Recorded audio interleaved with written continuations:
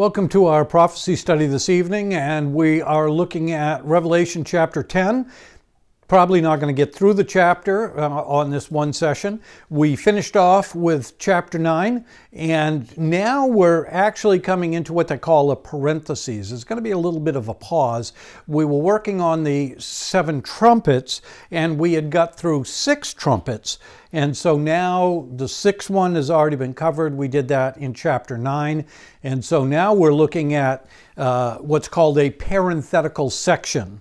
So trumpet number 7 is going to pick up in Revelation chapter 11 and verse 15. So all of 10 and the first 14 verses of chapter 11 are going to be what we call the parentheses. One of the things that you have to remember, especially when we're talking about prophecy, sometimes it does happen. On other occasions, a lot of the Bible is what we call narrative.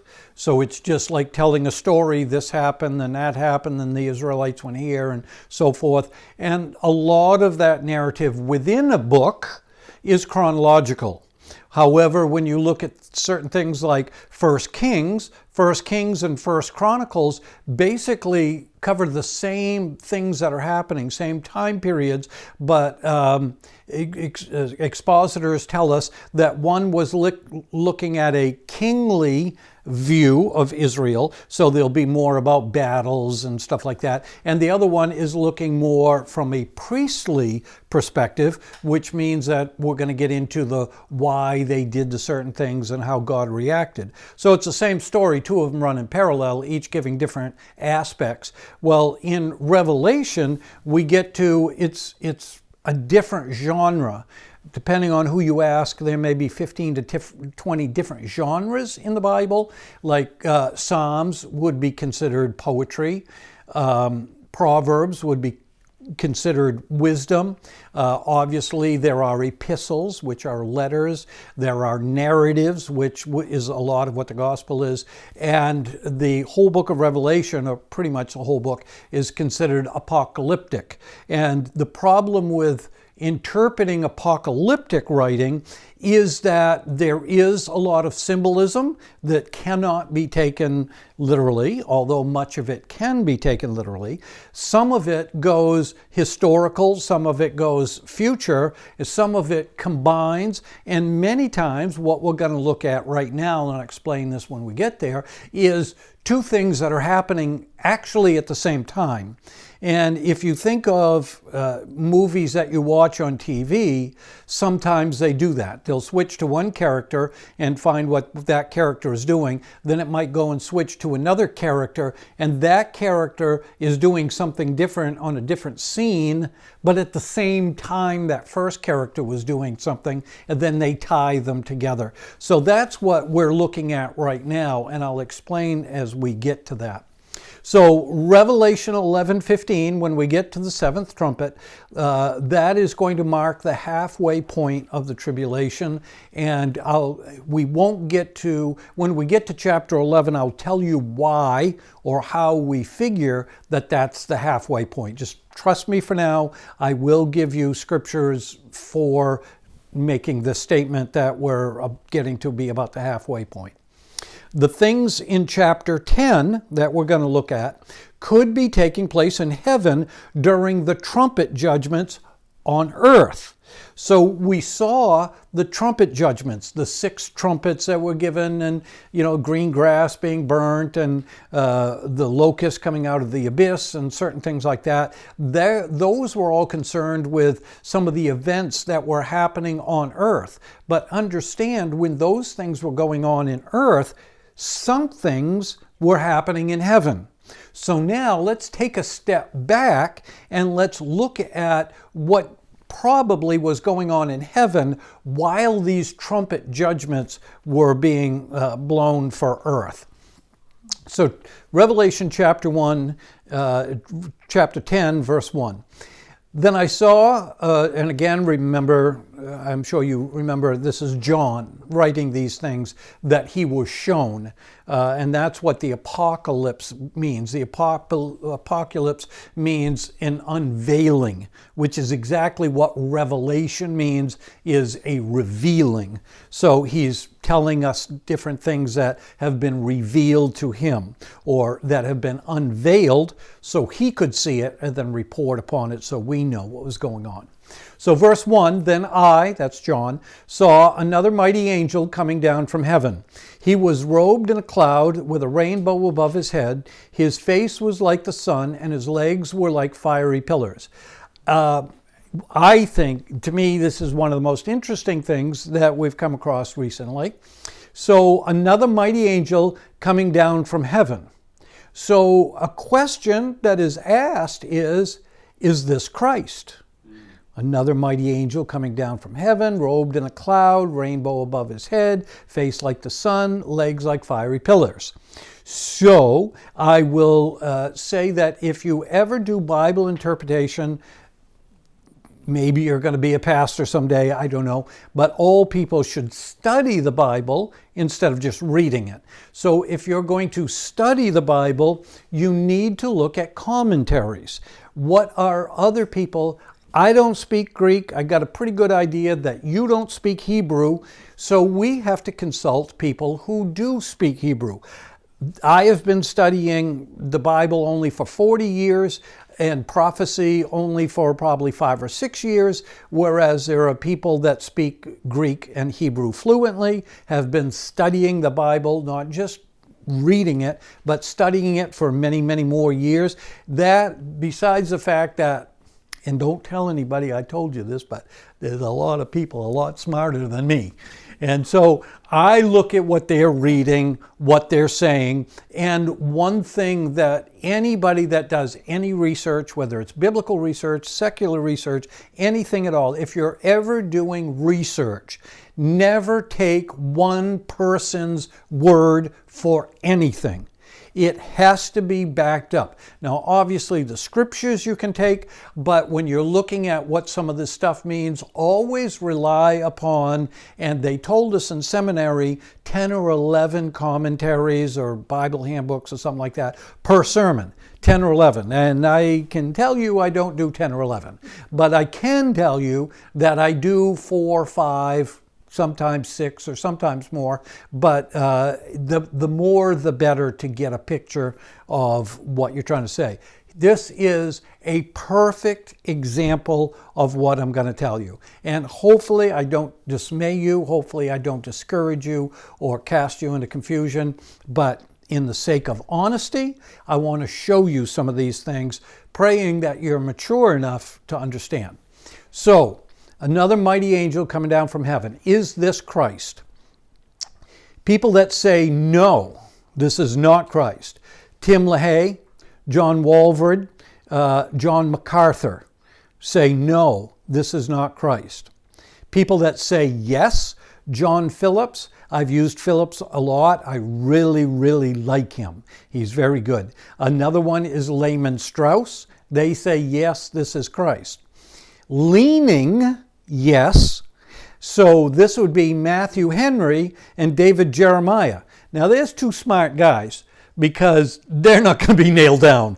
They understand this is a tight spot. And so they will kind of show you that they are leaning this way. They're leaning yes. And now somebody else, and Kohlenberger, I'm sure that's not a name that you understand. Kohlenberger, when I went to seminary at Liberty University holds a very, very, very high standard for research. And I'll tell you a little story. So one day I had to write some paper. We're always having to write papers, many, many papers. And so I wrote some paper. Now understand, this is Liberty University that is founded by Jerry Falwell. So in one of my papers, I thought, I'm going to get brownie points. I'm going to quote Jerry Falwell on whatever subject I was written on. Oh, red mark, no, wrong, you know. And I thought, Jerry Falwell, how can you go wrong with that? And what Liberty University's stances, and I very much appreciate their high standards. I can't say I follow them all the time, but I appreciate the high standards. And they do not look at anybody with a master's degree as any kind of authority. You have to have a PhD. They did not want us quoting anybody who just had a master's degree. And especially, you do not quote other pastors, because that's what I was going to be as a pastor. Other people that are a pastor, they consider that parallel. They want me to get my information from somebody higher than a pastor, somebody that a pastor relies upon. And so, and even though some of these names up here have PhDs. So this Kohlenberger is not a pastor.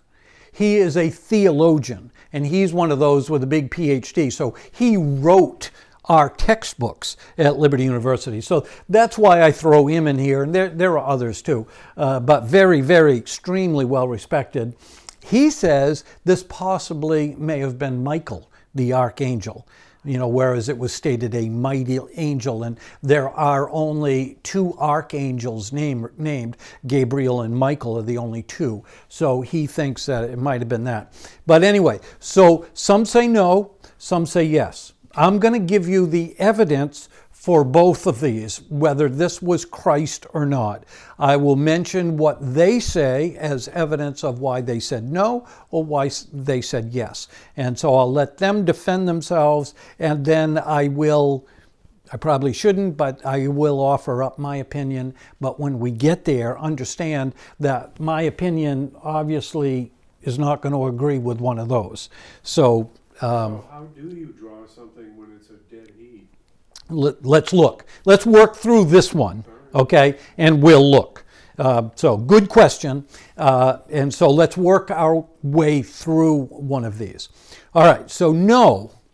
So LaHaye, Walvoord, and MacArthur say no. And the strongest evidence that they pointed out was when it said, remember the verse began, and there's going to be a few times, so you got your Bibles, make sure you stay, because I'm going to go down a number of screens, but I'm still going to refer back to the verse, in this case, verse 1. So make it, have it right there at your fingertips so you can refer back to them.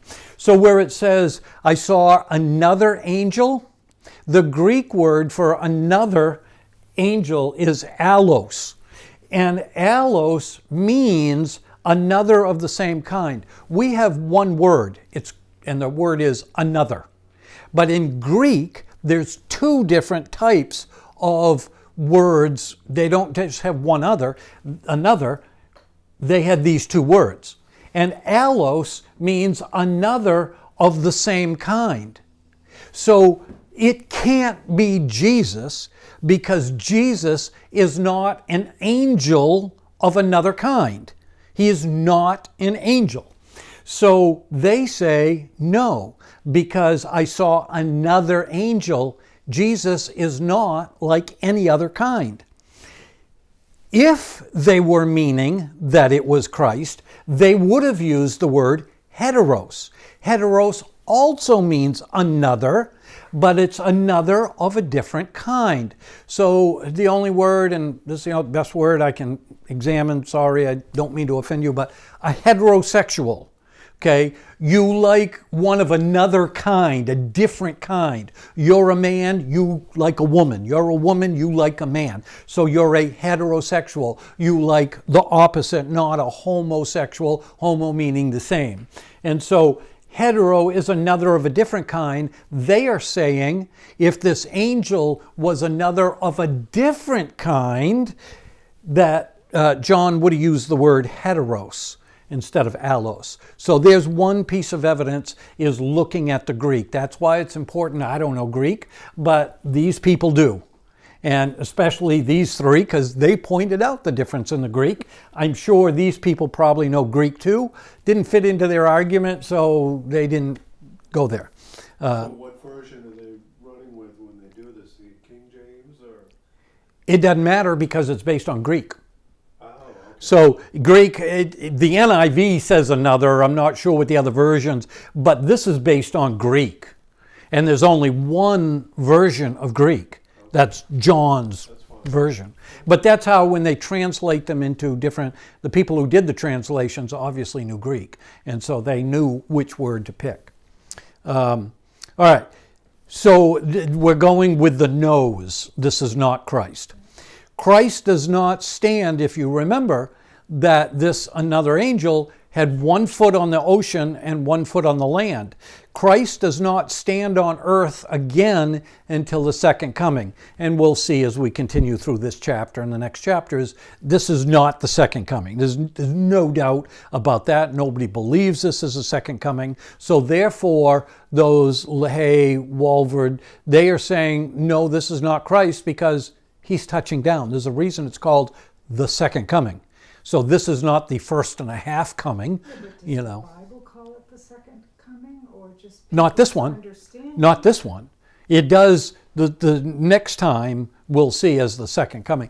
I don't know that actually the term second coming ever appears, but I've never heard anybody or seen anybody say there's 3 comings. Okay, and this is the second one. So he won't touch down. The basic fact is he won't touch down until the Battle of Armageddon.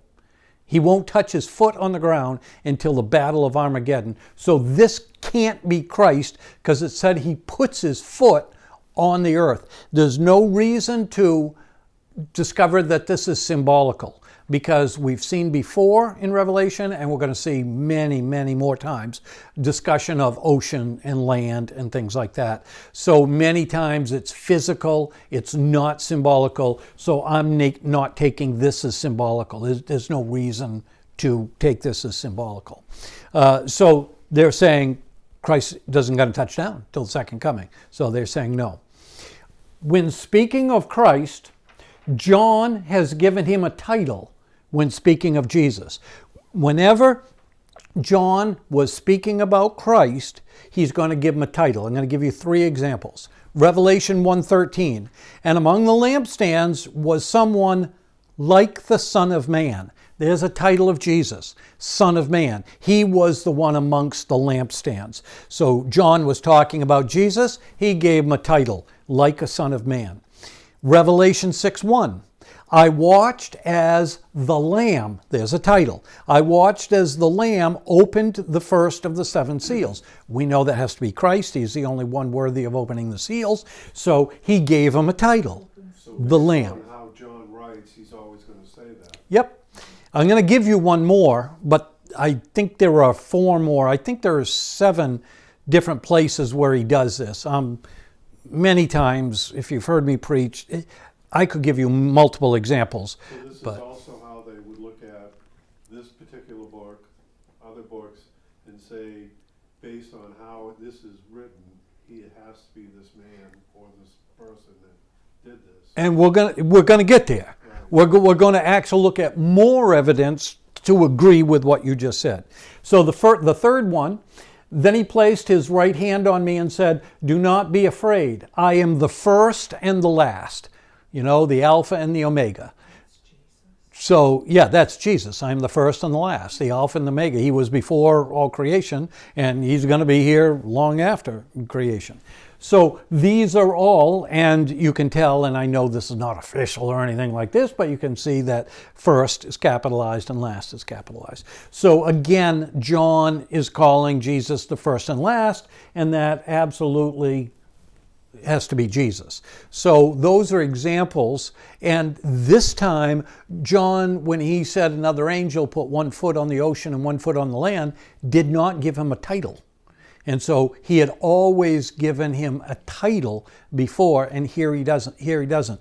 And so that's how, and again, I hope I don't burst your bubble, but not all books of the Bible are agreed upon as to who wrote them.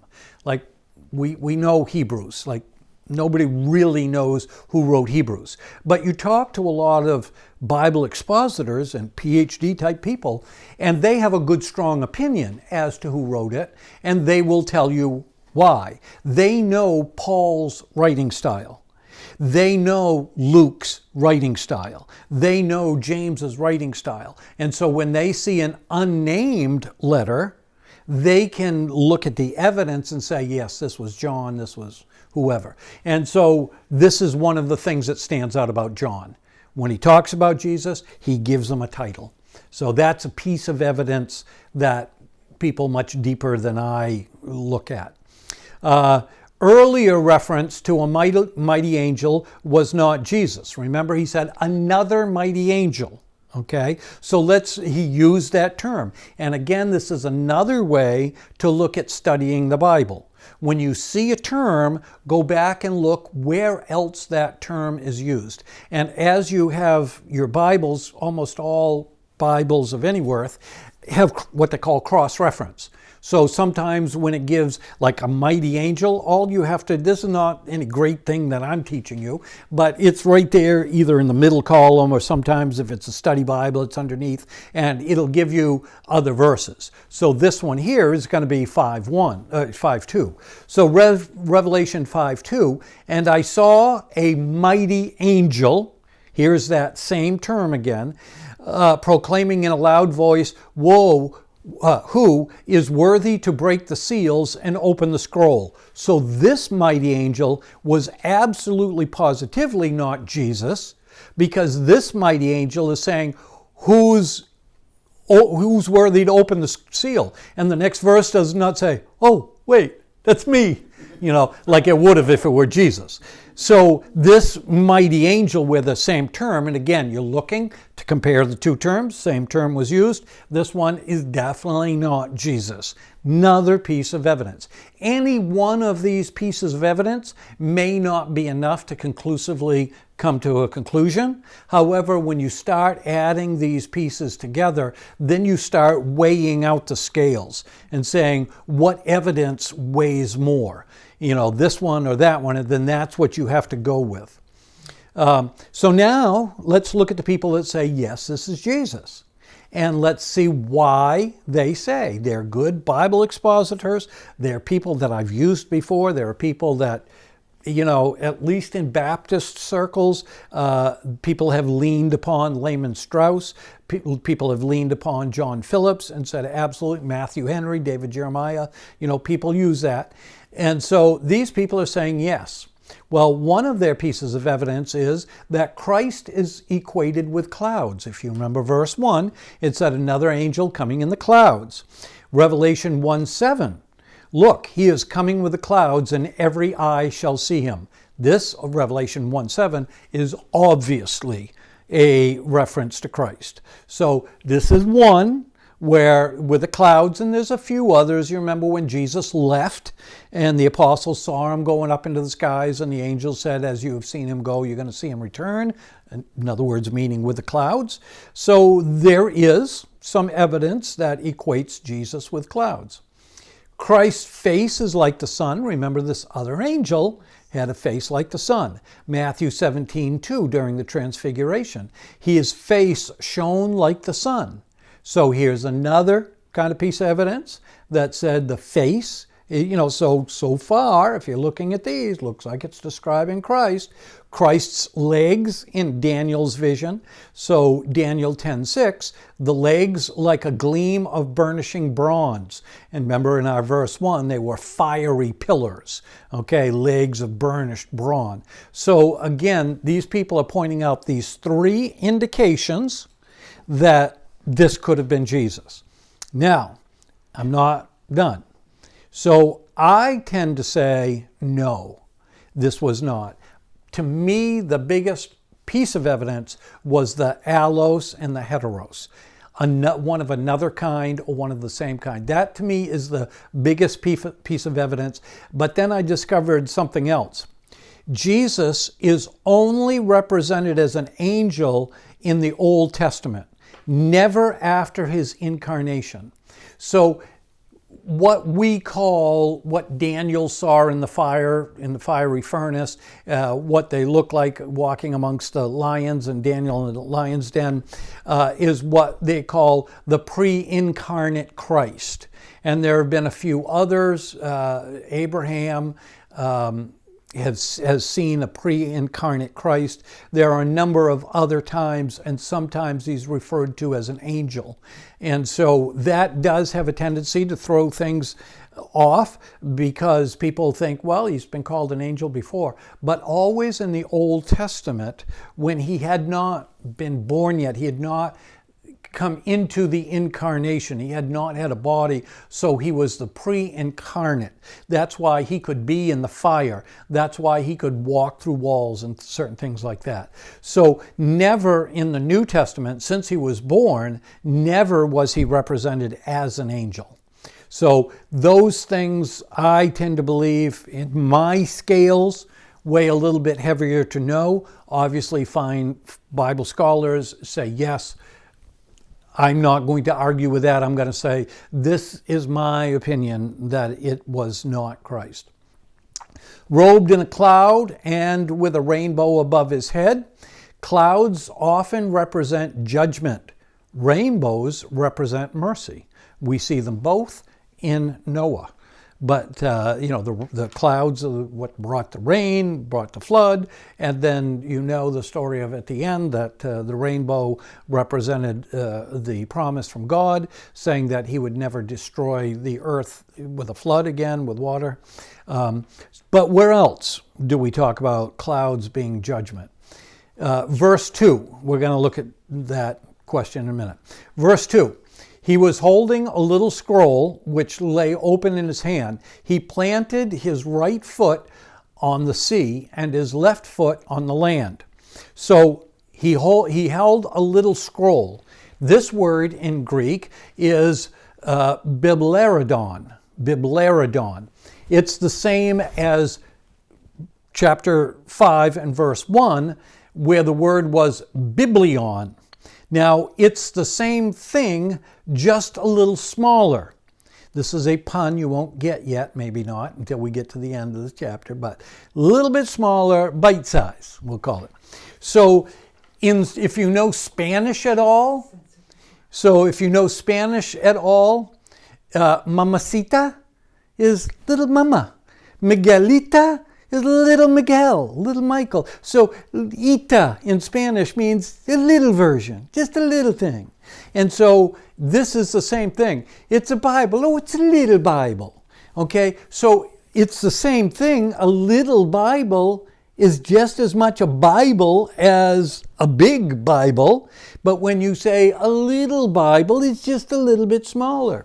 So back in my days, we used to go to Word of Life. And they used to have these competitions, and it was kids, and it was loud and exciting and everything, and they'd have these. And one of the things that they asked one year, who has the smallest Bible? And somebody had a little tiny Bible, and I says, I'm going to fix that guy. I'm going to win next year. Next year we came back. I had come across a Bible on microfilm. It was a little tiny piece of plastic, and it was a whole Bible on microfilm. I won it the next year. Almost won for doing my chicken sound, but anyway, that's another story. So a Bible, a biblierodon is just a smaller version, but it's the same Bible, same book. Revelation 5:1 says, Then I saw in the right hand of him who sat on the throne a scroll, biblion, a scroll with writing on both sides and sealed with 7 seals. Nothing tells us what this book is. He never tells us what this book is. He just says, I saw somebody with a book in his hand, and he does say it's open. Now, could this be Daniel's book unsealed? Remember Daniel 8:26, when we studied the book of Daniel, there was a particular place we got, this verse, that God told, or the angel speaking to Daniel, said, seal up the vision, for it concerns a distant future. And so now the book is open. Maybe this is going to be, because of what we're going to see happening now, maybe this is the vision that was told to be sealed until a distant future. And I've got more evidence for this too. So just kind of trust me as we go along. I'm going to continue to build this evidence for these things that I'm saying. Verse 2, so he planted his right foot on the sea and the left foot on the land. Usually, the land comes first. Every other time somebody is said to put their foot on the land and the land comes first. How come now he put his foot on the sea and the land? I got a theory. We're going to hold off until we get into the middle chapters of Revelation. But I just think that it's interesting in this one that they break from convention. And when you're always been doing something, then you break from convention, you got to look at why. Does this mean something? So we'll talk a little bit about that later. But basically, a foot on the ocean and a foot on the land symbolizes that he has dominion over the whole earth. And so even if this is the angel, remember the angels did hold back the winds from the four corners of the earth. So even the angels, they won't own, they'll never be the king over the whole earth, but as God gives them authority and gives them power, they can have dominion over the whole earth, especially if the book does. Verse 3, and this is the last verse that we're going to look at tonight. And he gave a loud shout like the roar of a lion. When he shouted, the voices of the seven thunders spoke. And we're starting to see, and I've told you as we've gone through this prophecy study, and the reason I'm doing Revelation last is because a lot of these things we've already seen before. Now we're reminded of them and seeing how they're now kind of going together and kind of finishing the story. So he gave the loud shout like the roar of a lion. Roaring equals judgment. Okay, where do we get that from? Thank you, I'm glad you asked. Hosea 11:10. They will follow the Lord. He will roar like a lion. When he roars, his children will come trembling from the west. So this is the Lord. And you're going to say, wait a minute, I thought we're talking about an angel. Hold that thought. I haven't finished yet. So they will follow the Lord. The Lord is going to roar like a lion. When he roars, his children, so this is God, not an angel, will come trembling from the west. Joel 3:16, the Lord will roar from Zion and thunder from Jerusalem. The earth and the heavens will tremble, but the Lord will be a refuge for his people, a stronghold for the people of Israel. Understand, when judgment is given, God is always a stronghold for his people. He leaves the door open until the day he doesn't. But so far, up to Revelation 10, the door has been open. People could have repented anytime, and he still does this. And even though this is Joel back in the Old Testament, this is the same prophecy as being revealed now in 10 with the roaring of God, but he is still giving time for repentance. Talking about God roaring, you can also see Amos 1:2 and Isaiah 5:29, just other examples. All right, so we will leave off there, and we're going to talk more about basically everything I've already said. I'm going to give you more evidence to back up. So if you see some of these things and say, wait a minute, I'm still confused between what's the angel and what's God, I haven't finished yet, okay? Let us continue through here. So basically what I said so far about if it was Christ or not, or whether it was roaring and whether it was the angel or whatever, understand I'm only halfway through my summation and the evidence. So trust in what I'm telling you. I am not going to tell you anything without giving you scriptures, but I can't get to all the scriptures. This thing would be 90 minutes long, so we'll break it up into bite-sized pieces, as somebody has once said. So we will leave off there, and next time we will pick up with Revelation 10 and verse 4. And until we meet again, may God richly bless you.